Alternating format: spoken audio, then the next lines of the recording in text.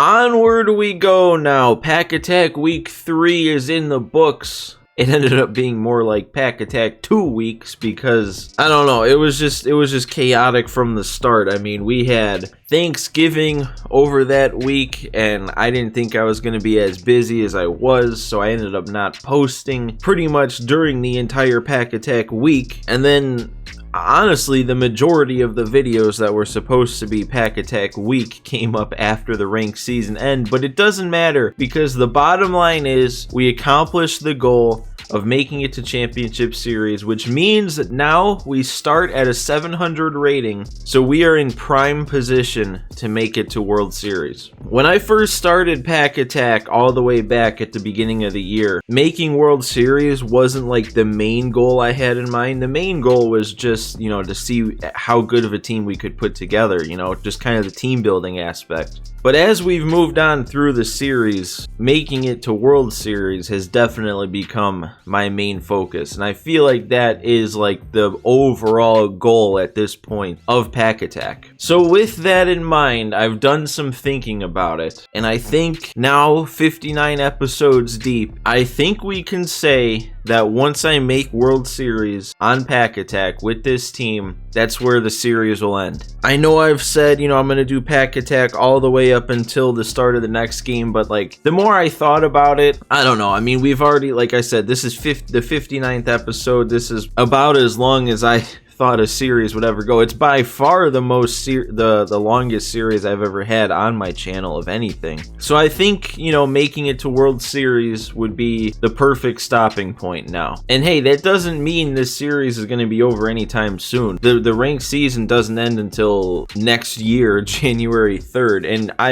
nothing says I'm even going to make World Series on this first try. So who knows? We could still end up doing Pack Attack all the way until MLB 22 if I just keep failing at making World Series. But yeah, I'm saying it right now definitively. Once that World Series ranking is achieved, we're going to call it quits. But hey, with that said, let's actually get into the episode because we don't need to think about the end of the whole series now for a while. Just had to establish that. And actually, I don't know why I went to this screen of the team because the first thing I wanted to do is, even though these packs have been gone from the store for like a week now, we still got a finest pack. It had been a bunch of episodes in a row that I hadn't gone back and sold all of the cards that we pulled at the end of episodes, but I went back and did that. We got more than enough to get us another finest pack. We almost were on the verge of getting 2 more finest packs actually. So I believe the Stub Bank last time we checked in on it was at only 856 stubs, but after I sold everything we added another 52,630 stubs to the bank. So then after I also took into account adding and subtracting Stub Bank stubs to round at the end of videos, we ended up now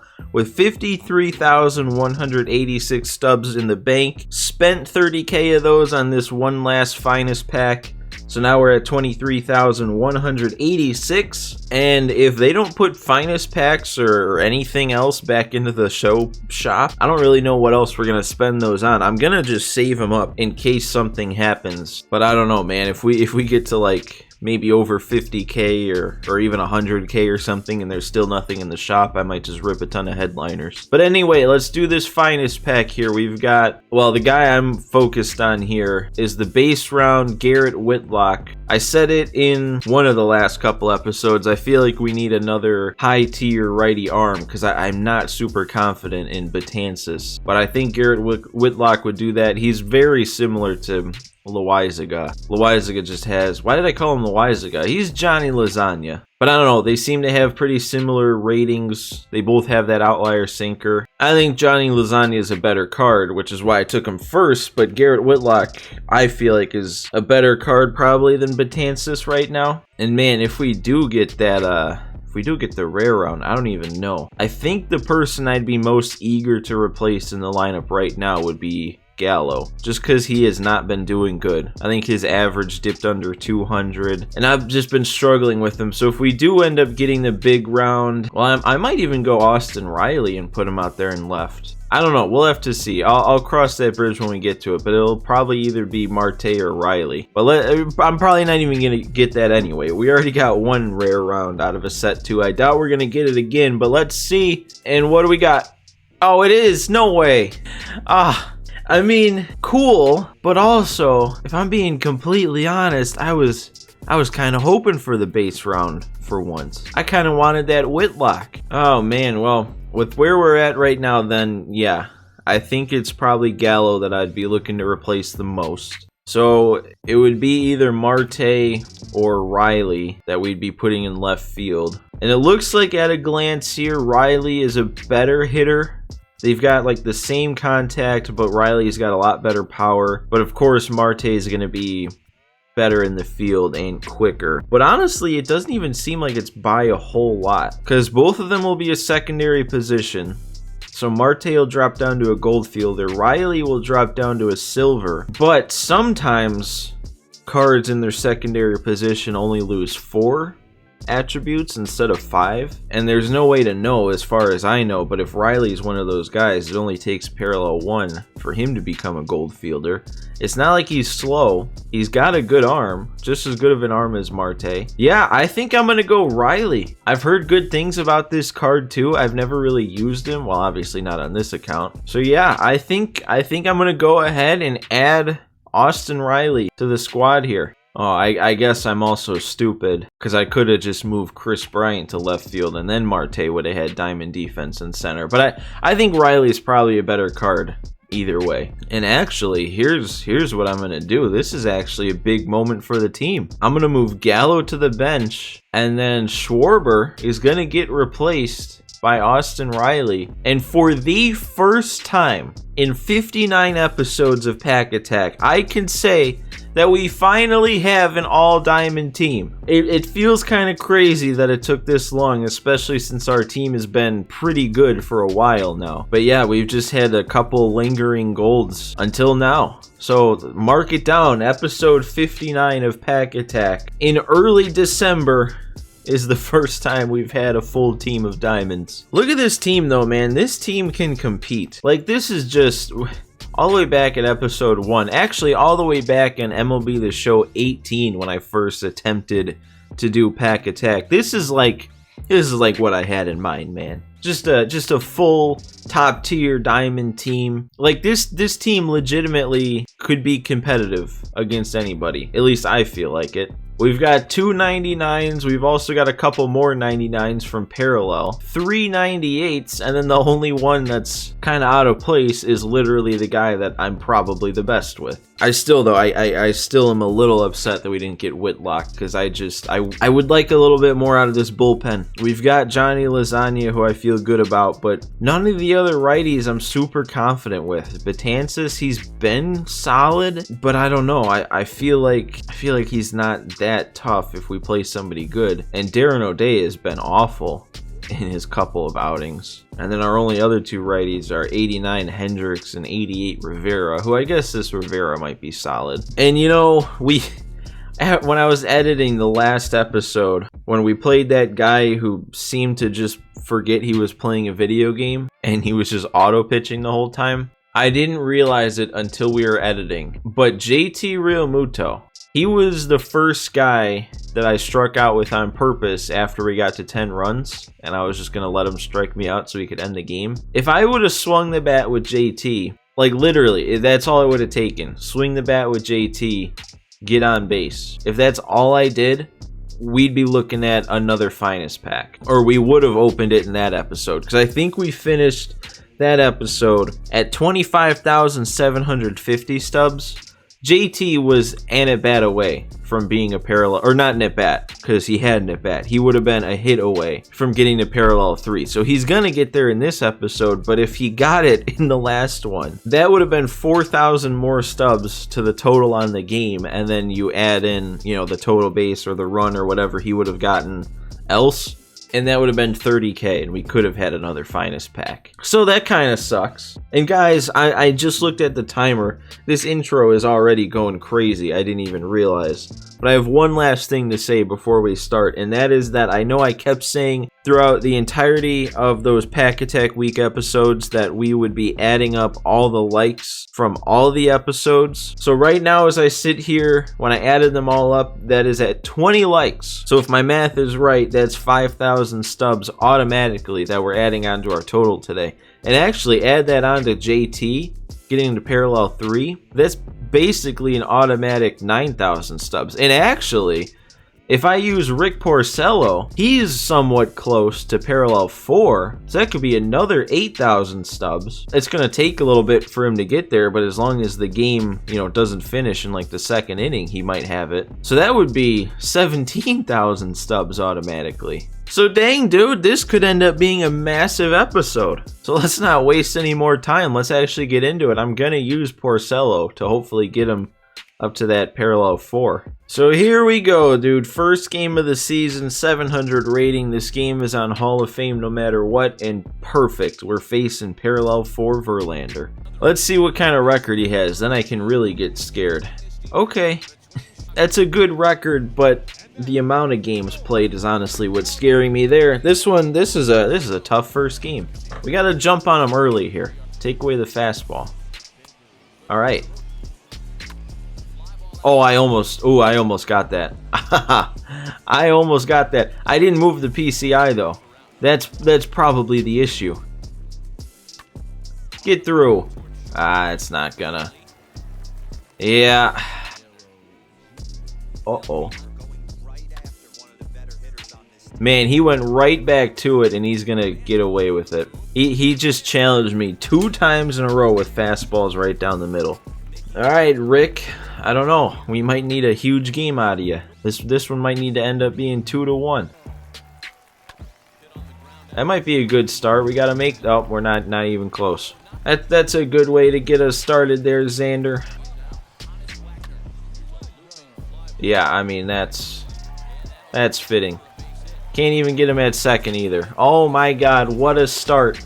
Gifted 2 base runners here, man. Now he's gonna steal. Okay, foul it off. Man, and in a perfect world, that's out number 3. But hey, that's a good sign if he's chasing that. It's always a good indicator of how easy it might end up being on the mound. And he's stealing. I know I threw a change, but a slide step with 99 arm didn't get him? How many leads did he take without me noticing? Oh, they gave him the swing. All right, he's check swinging a lot too. So this might be a frustrating game when it's all said and done. Oh, they're not going to give it to him every time. I'm going right back to it. Oh my God, they are going to give it to him every time, aren't they? It's gone from 0-2 to 3-2 on 3 straight check swings on changeups below the zone. What do we go to here? I bet he swung at that too. That's fine though. We had a base open. I'm kind of fine with walking Giambi there. That's a tough matchup. He is really sitting on nothing but heat. Porcello doesn't throw heat. Even his heat is slow. Come on. Come on. You gotta give me one when there's 2 strikes. That's when it matters. There we go. Didn't even hold up on that one. Finally. Hey, we got out of that one, and I feel like I earned it. Hey, we got 6 outs that inning as far as I'm concerned. Austin Riley's first at bat didn't go well. Good timing swing, though, but again, it's like my left thumb's not really working. That PCI was still in the center. God, that's like the toughest pitch for me right now. Yeah, I mean, he went right back to it. It literally, that outlier fastball in like the middle of the lower third of the zone. Because if I go down to chase it, I just go down too far. Alright, he's got me looking ugly here, dude. Verlander, man, I can never figure him out. Oh, Rick. He didn't even get the bat off his shoulder. He might have put his controller down and gone to get some food for all I know. And I still walked him. He really might not be there. Are we doing this again? Either those were just 3 really good pitches that happened to freeze him every time, or this dude really isn't there. He's taken like... Oh, there he is. Alright. He took like 10 straight pitches. Alright. Popped up Mantle. I mean, hey, if we can keep pitching good, prey on his weaknesses, maybe we will have a shot. If I get a lucky swing or 2. He's started me out all 3 innings with a slider, and I have done the exact same thing all 3 times. Oh, no! Nuh-uh. No. If I'm going to be struggling this much this game, if I make a swing like that, it's got to be something. Not on a hanging changeup like that. See, that's the thing. That's the thing I feel like they need to change when it comes to the hitting engine. Is like, I can understand if you have a good PCI, but the pitch was like on the corner or something. I could understand that one not being hit hard. But they gotta have some kind of logic where if it's a hanger and you make a halfway decent swing even, that ball should go. Like, you should actually punish mistakes on the mound. I don't know if anything I just said there makes sense, but it made sense to me. Yeah, I don't know. As far as I'm concerned, I'm winning this game 1-0, and he's already made his 3rd inning worth of outs. Man, I really hope he doesn't figure this out. This is going to be so huge if I can just keep getting him swinging out of the zone. Oh, they gave it to him. You know what, should I risk it? Should I just keep him guessing here and give him one of these? And hopefully it doesn't cost me. Okay, we got him with it anyway. For a guy who has been out in front of literally every off-speed, I expected him not to be late on that. And another pop fly out there to center. I hope his PCI looked like my Real Muto one.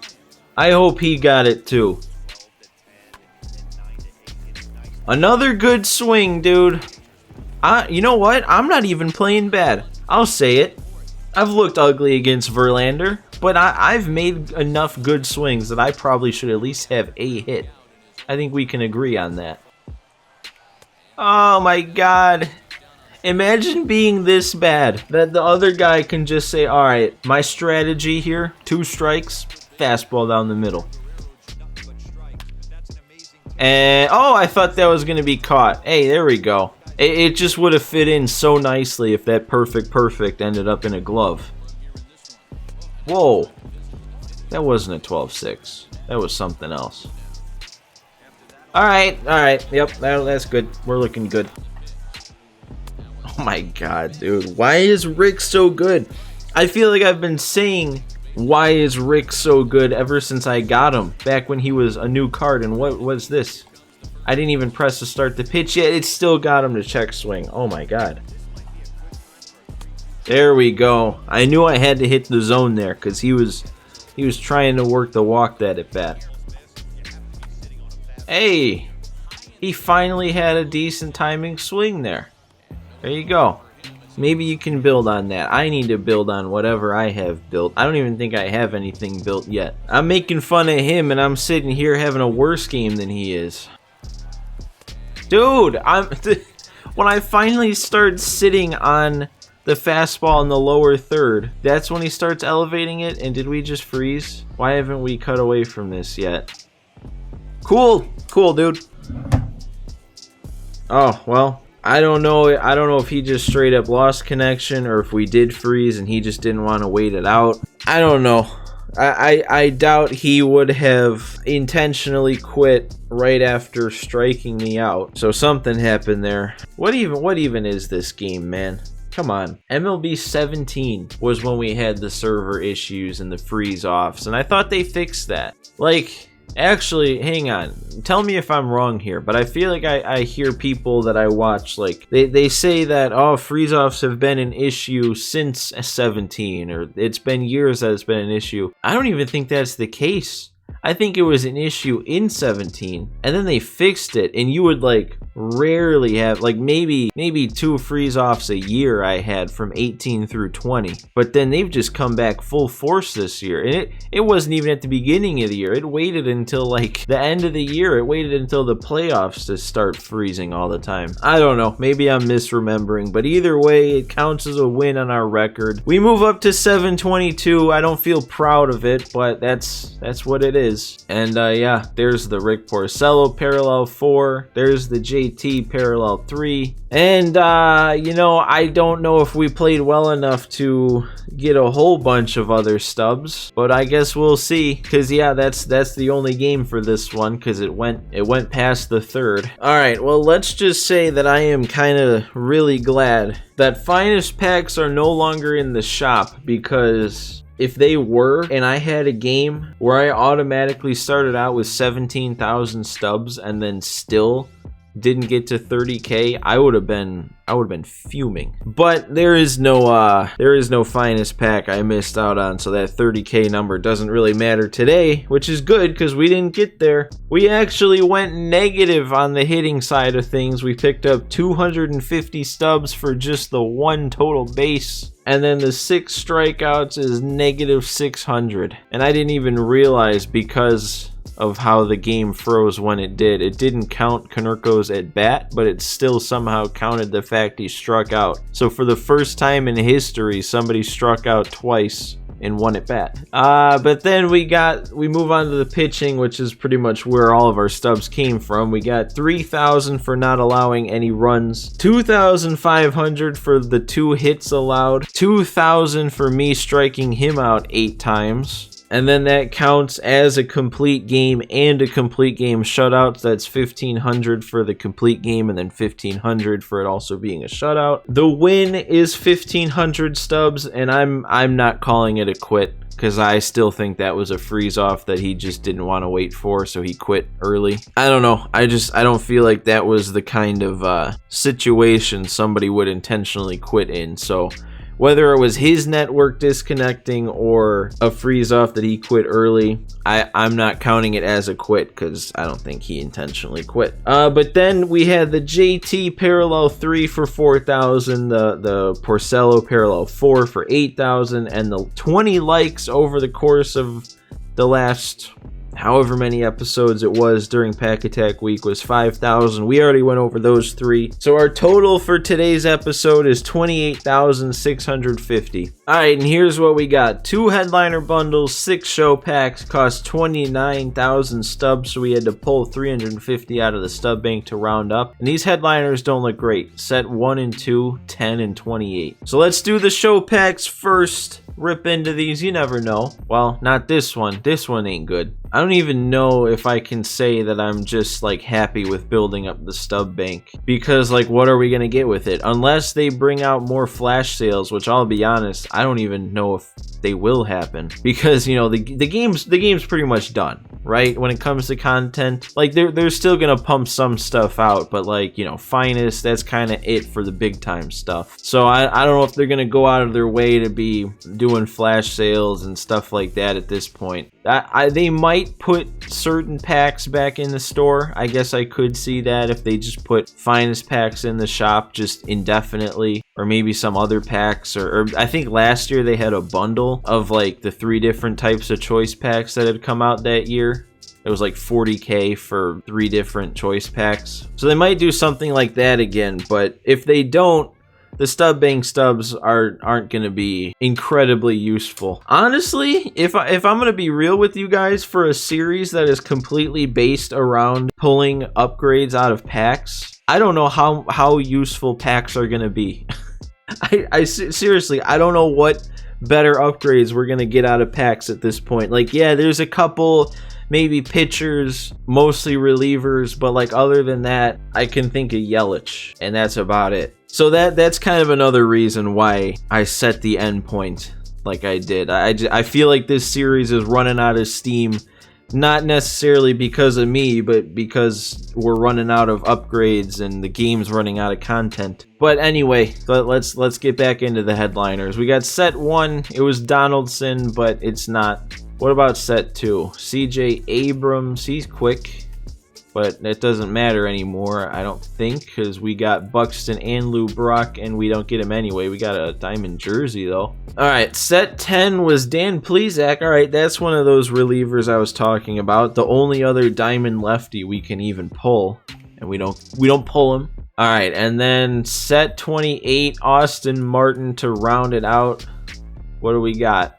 We got another gold, so it could have been worse. Trevor Story, he was on the team for a while back in the day, remember that? But yeah, guys, that is it for this one. One way or another, it was anticlimactic, wasn't it? Hopefully, we don't just freeze off our way to World Series, because that wouldn't feel like much of an accomplishment at that point. But anyways, guys, make sure you like this video. We're going back to the normal way, so every like you leave on this episode will be good for 250 stubs towards the next episode. Also, make sure you're subscribed to the channel. You know, I feel like I should set some kind of a subscriber goal for either the end of the year or by the time the next game comes out. For now, we're 30 away from 600, so let's try and get there first. Baby steps. But anyways, that is it for this one, guys. Thank you for watching. I hope you all enjoyed, and I will see you for the next one, episode 60.